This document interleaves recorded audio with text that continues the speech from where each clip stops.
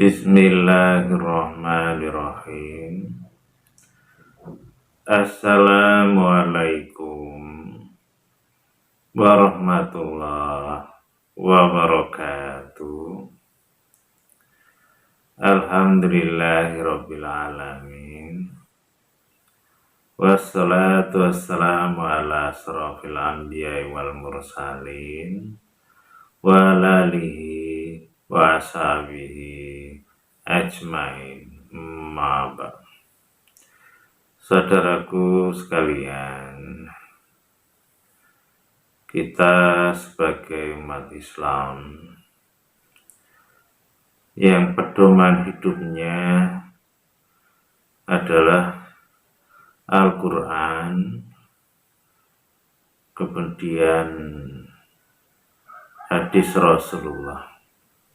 Dan Al-Quran itu adalah firman Allah yang fungsinya sebagai petunjuk bagi kita, bagi umat manusia. Dan itu sudah dijelaskan di dalam Al-Quran itu sendiri, di antaranya di dalam surat Al-Baqarah yang bunyinya Dzalikal kitabu la raiba fi hudal lil muttaqin. Kitab itu, kitab Al-Quran, tidak ada keraguan-raguan di dalamnya sebagai petunjuk bagi orang yang takwa. Dan juga ada ayat yang lain yang penggalan ayatnya mengatakan hudal linnas, petunjuk bagi manusia. Dari dasar ayat itu kita jadi tahu bahwa Al-Quran itu fungsinya adalah sebagai petunjuk bagi kita. Kemudian persoalan cara menyikapi Al-Quran itu umpamanya berkenaan dengan menyentuh Al-Quran, itu memang ada yang memahaminya, kita tidak boleh menyentuhnya kecuali dalam keadaan suci. Tapi ada juga yang memahaminya tidak harus seperti itu. Bagi saya itu tidak begitu menjadi persoalan, dalam arti silahkan memilih mana yang diyakini, mana yang diikuti pemahaman tersebut, karena itu hak pribadi orang masing-masing. Persoalan nanti yang benar ataupun yang salah itu hanya Allah yang tahu. Jadi kita hanya bisa menghormati, menghargai perbedaan pemahaman tentang apakah menyentuh Al-Quran itu harus suci ataupun tidak. Tapi yang terpenting bagi kita adalah bagaimana kita itu bisa menyentuh isi Al-Quran, sehingga Al-Quran itu bisa kita ketahui bisa kita pahami isinya, apa maksud dan tujuannya. Karena kalau Allah sendiri sudah menjelaskan bahwa Al-Quran itu sebagai hudan, sebagai petunjuk, ya kita sami'na wa ta'na, ya kita mendengar, kemudian ya kita mentaati. Kalau itu memang sebagai petunjuk, ya fungsikan, gunakan Al-Quran itu seperti apa yang telah disampaikan oleh Allah kepada kita. Jadi apa-apa yang ada di dalam Al-Quran itu ya sebagai petunjuk agar kita itu hidupnya bisa selamat, baik di dunia ataupun di akhirat. Dan di antara petunjuk itu, kalau kita benar-benar mau membaca dan memahaminya, di antaranya kalau di dalam firman Allah itu Allah mengatakan bahwa Allah itu suka kepada orang yang berbuat kebaikan. Wallahu yuhibbul muhsinin. Artinya, kalau kita itu melakukan sesuatu yang baik, ya insya Allah Allah suka. Dan kalau kita menginginkan disukai oleh Allah, ya melakukan hal-hal yang baik. Dan yang baik itu diantaranya ya apa-apa yang diperintahkan oleh Allah. Sehingga apa yang kita lakukan itu kalau memang sesuai dengan yang diperintahkan oleh Allah, ya insya Allah Allah akan senang, suka kepada kita.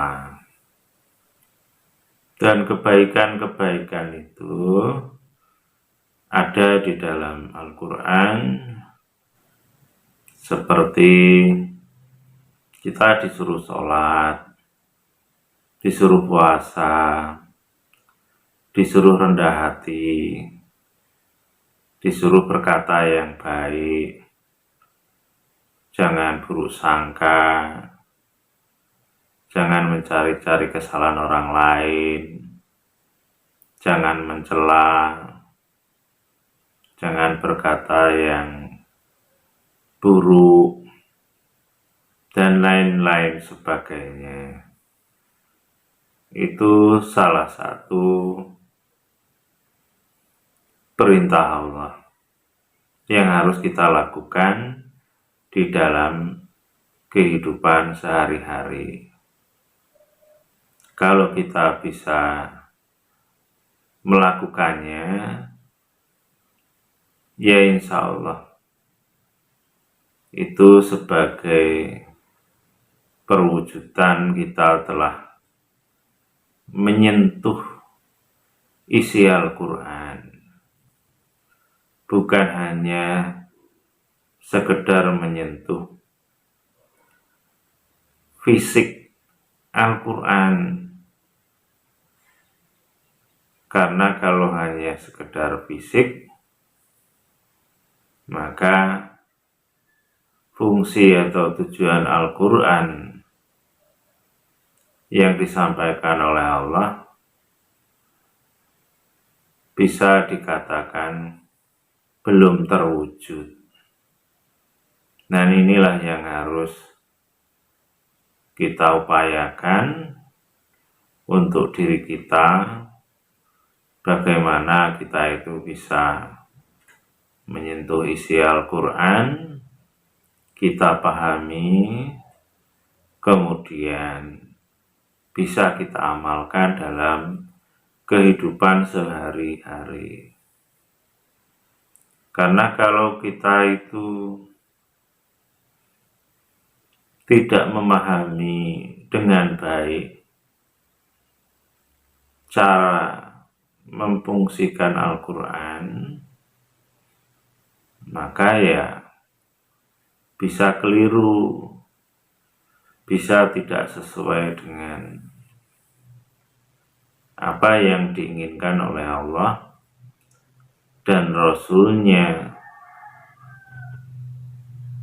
Dan perlu juga kita ketahui, ada firman Allah di dalam surat Al-Hijr yang di dalamnya Allah memberikan informasi tentang iblis, bahwa iblis berkata kepada Allah kalau dia ingin menggoda anak turun Adam semuanya dan akan menjadikan sesuatu yang buruk itu menjadi terasa indah bagi manusia. Kira-kira pengertiannya seperti itu. Jadi kalau Allah sudah memberikan bocoran rahasia iblis bahwa dia dendam kepada Adam, kemudian mengancam ingin menyesatkan anak turunan Adam alaihissalam dengan cara akan menjadikan sesuatu yang buruk, yang tidak baik menurut Allah, akan menjadi terasa indah bagi manusia. Dari salah satu contoh ayat yang menjelaskan seperti itu juga petunjuk dari Allah agar kita itu waspada, agar kita itu hati-hati, agar kita juga tahu cara kerja iblis ataupun setan sebagai musuh kita, musuh manusia, yang dia akan menyesatkan manusia dengan cara salah satunya menjadikan terasa indah, baik, bagus sesuatu yang sebenarnya itu buruk, salah di hadapan Allah.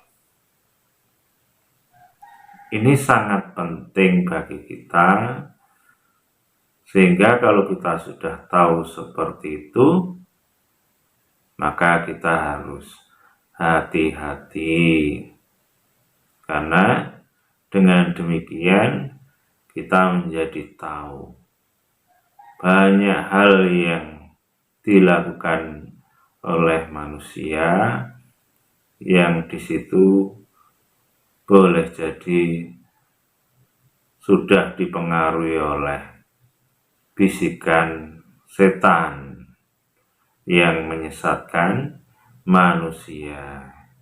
Bukankah Allah juga sudah memberitahu bahwa setan itu cara kerjanya salah satunya adalah membisikkan di dalam dada manusia. Dan bisikan itulah yang diantaranya mengatakan sesuatu yang baik menjadi terasa buruk dan menjadikan yang buruk seakan-akan itu baik, karena setan tahu isi Al-Quran dan taunya itu bukan untuk menjadikan kebaikan bagi kita, tapi bagaimana manusia itu tidak mengikuti isi Al-Quran dengan berbagai macam cara, baik itu dengan cara menjauhkan manusia dengan isi Al-Quran. Umpamanya ada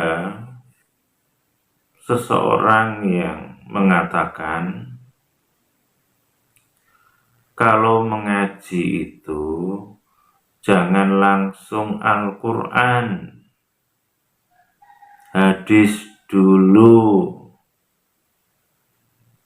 Ada yang mengatakan seperti itu. Nah, ini boleh jadi juga cara kerja setan. Dia mengelabui manusia, membisikkan sesuatu yang sebenarnya ya keliru, tapi seakan-akan itu benar, indah, dengan bahasa yang santun, tapi isinya yang sebenarnya tidak bisa kita benarkan. Kemudian juga ada orang yang menyampaikan kalau baca Al-Quran itu jangan diarti-artikan, nanti malah salah. Dibaca saja Arabnya, itu saja sudah berpahala. Kira-kira seperti itu. Nah, kalau ada yang seperti itu, yaitu bisa jadi ya bisikan setan tadi, menjadikan terasa indah sesuatu yang sebenarnya ya tidak tepat. Karena kalau kita itu hanya membaca Al-Quran tanpa arti, hanya indah suaranya, lagunya saja, maka ya fungsi Al-Quran tadi juga sama, tidak akan menjadi petunjuk. Apalagi di Al-Quran itu ada ayat yang bunyinya wa idza tuliyat alaihim ayatuhu zadathum imana. Apabila dibacakan kepada mereka ayat-ayat Allah itu, bertambahlah imannya. Jadi kalau Quran itu dibaca, dipahami maksud dan tujuannya di dalamnya, ya tentunya bisa menambah iman. Contoh sederhana ya yang di dalam Al-Quran, umpamanya kita disuruh rendah hati, kemudian dia mendengarkan, mentaati, ternyata kita itu harus jadi orang rendah hati, kemudian dia meyakini, mengimani, dan berusaha untuk mengamalkannya. Artinya tambah imannya. Tapi bagaimana mungkin kita itu bisa bertambah iman kalau tidak tahu apa isinya? Walaupun mungkin bisa saja atas izin Allah, tapi sepertinya kok kecil sekali kemungkinan itu. Apalagi juga ada di dalam Al-Quran, orang-orang dulu itu diceritakan ketika dibacakan mendengar ayat Allah, tersungkur dan menangis. Tentu itu bukan karena mendengar bacaannya tanpa dia mengerti artinya. Tidak mungkin dia menangis karena hanya sekedar mendengar orang baca Al-Quran. Boleh jadi ya karena tahu isinya. Umpamanya di dalamnya mengatakan orang yang musyrik, orang kafir itu di neraka, disiksa umpamanya. Mendengar itu dia menangis, takut, sujud kepada Allah. Karena betapa mengerikan siksaan Allah. Bisa seperti itu. Maka dari beberapa contoh itu, ya mari kita sentuh isi Al-Quran yang terpenting itu. Walaupun boleh kita itu punya keyakinan, pemahaman, ya kalau menyentuh Al-Quran fisiknya ya harus bersih, harus suci, ya itu baik, sambil menghormati yang mungkin beda. Tapi yang penting itu jangan sampai ditinggalkan,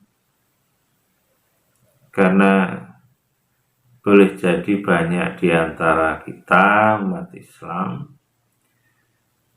hanya selama ini mungkin sekedar membacanya, bahkan membaca pun hanya surat-surat tertentu, dan itu pun juga bukan dijadikan petunjuk, umpamanya hanya dijadikan untuk hal-hal yang lain yang tidak mengarah ke petunjuk. Nah itu yang kalau terjadi seperti itu perlu ya kita prihatinkan, karena tujuan itu tidak tercapai. Ya kalau boleh kita contohkan yang sederhana, umpamanya kita sebagai orang tua terhadap anak, kemudian memberi uang dan disampaikan, nah ini uang untuk membeli kebutuhanmu, yaitu buku, pena,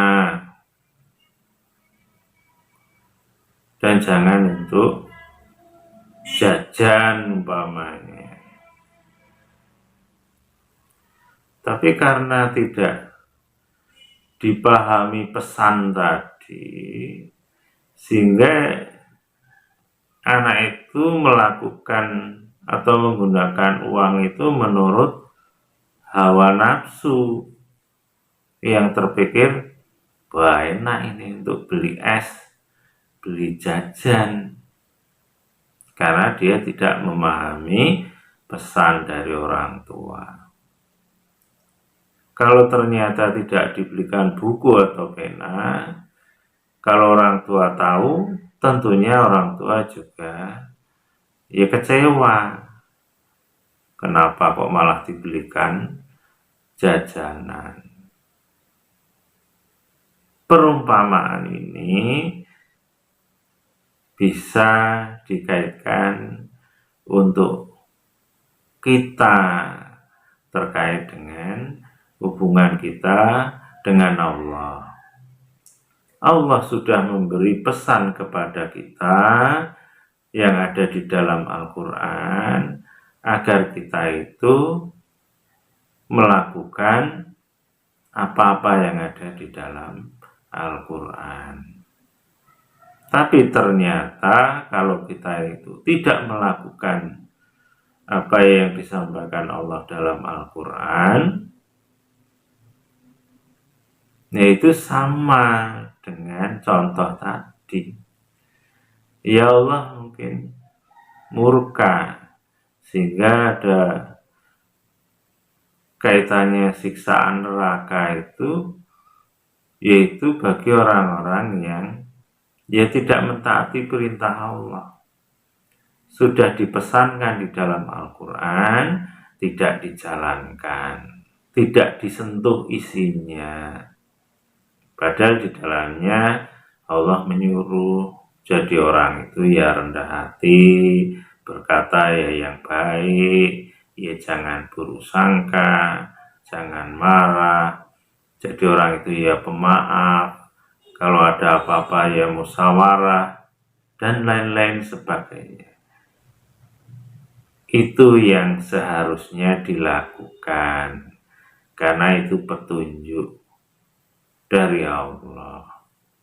Sehingga Quran itu tidak ragu-ragu lagi, memang itu petunjuk. Karena Allah sudah mengatakan tidak ragu-ragu lagi di dalamnya, berarti yaitu suatu yang pasti.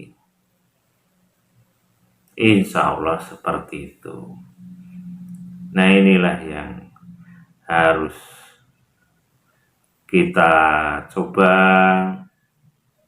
luruskan, kita benahi kalau kita selama ini menjadikan Al-Quran itu bukan untuk petunjuk, hanya sekedar bacaan, atau bahkan ada yang difungsikan untuk mengusir setan.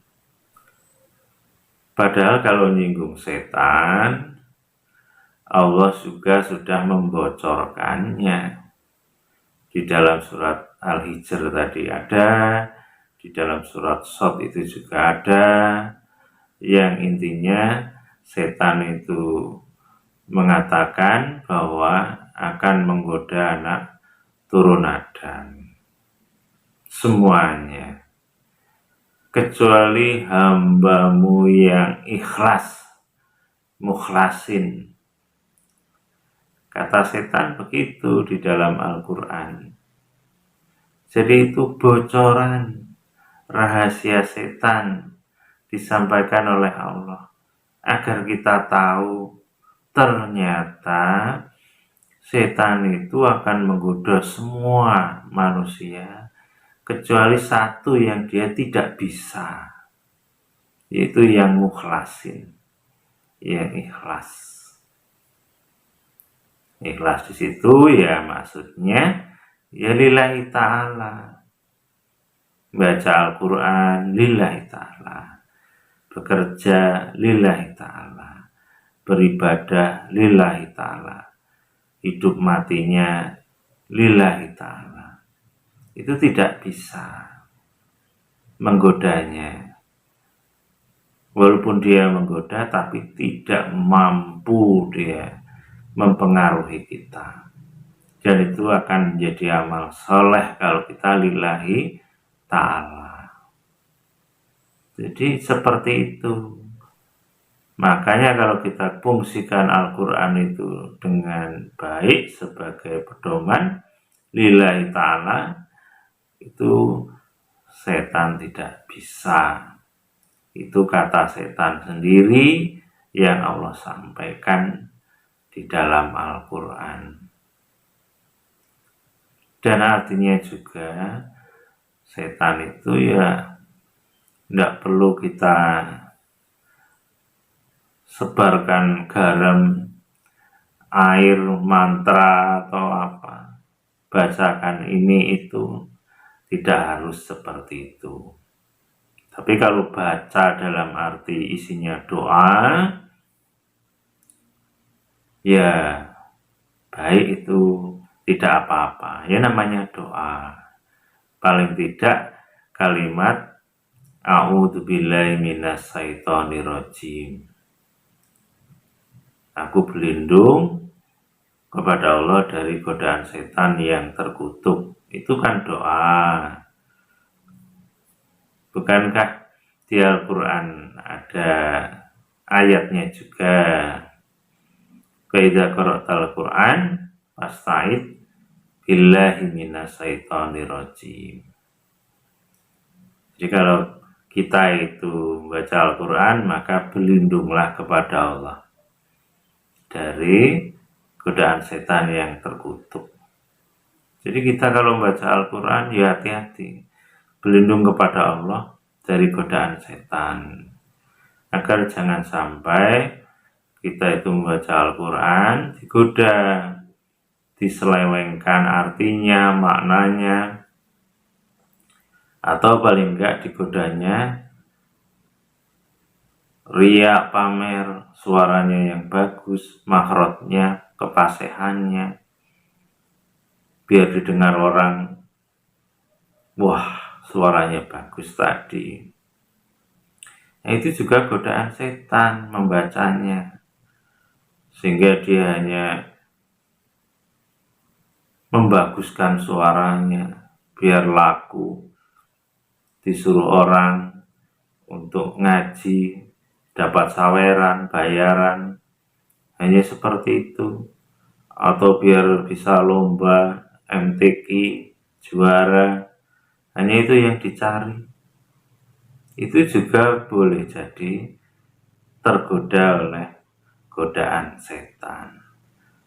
Karena dengan seperti itu jadi lupa tujuan yang sebenarnya. Bahwa tujuan Al-Quran itu ya untuk petunjuk, litukhrijan nas minal dzulumat ila nur. Itu firman Allah, untuk mengeluarkan manusia dari gelap menuju terang, bukan untuk juara, bukan untuk itu, bukan hanya untuk acara-acara kenduri umpamanya, bukan untuk hanya seperti itu.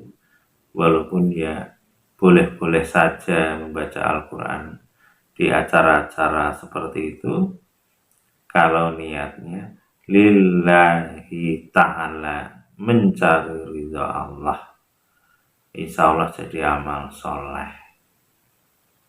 Insya Allah seperti itu. Nah, dengan apa yang saya sampaikan ini, mudah-mudahan kita jadi mengerti bahwa yang terpenting persoalan menyentuh itu, sentuhlah Al-Quran itu isinya dengan cara memahaminya, maksud dan tujuannya. Kalau sudah tahu ternyata itu petunjuk, ya gunakanlah sebagai petunjuk agar kita itu hidupnya selamat dunia dan akhirat, dan kita amalkan dalam kehidupan sehari-hari. Insya Allah itu akan menjadikan kebaikan bagi kita, akan menjadikan Allah itu ridho kepada apa yang kita lakukan, karena kita telah menjalankan apa yang diberitakan oleh Allah. Hanya ini saja yang bisa saya sampaikan. Mudah-mudahan bermanfaat bagi kita, bagi saya, dan kurang lebihnya saya mohon maaf. Kepada Allah mohon ampun. Akhirul kalam. Assalamualaikum warahmatullahi wabarakatuh.